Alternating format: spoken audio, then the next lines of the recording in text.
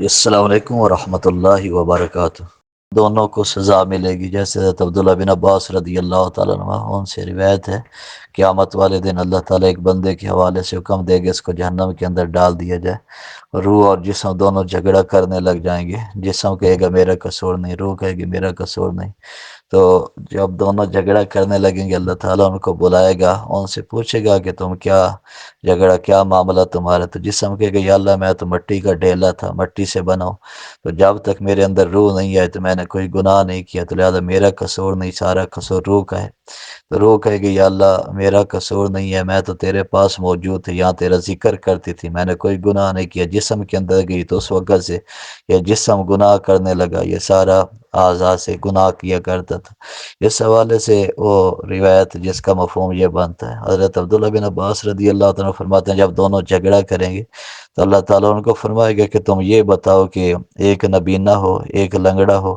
لنگڑا ہے وہ چل نہیں سکتا ٹھیک طریقے سے اور لمبا سفر نہیں کر سکتا، نبینہ ہے تو وہ دیکھ نہیں سکتا۔ تو اس طرح کوئی باغ ہے دور اور لنگڑا کہتا ہے کہ میں نے باغ تو دیکھا ہے لیکن وہاں چل کے جا نہیں سکتا، تو نبینہ کہتا ہے چلو میں چل تو سکتا ہوں، دیکھ نہیں سکتا، تو میرے کندھے پہ سوار ہو جا، مجھے بتاتے جانا راستہ، تو میں اس طرح وہاں پہنچ جاؤں گا۔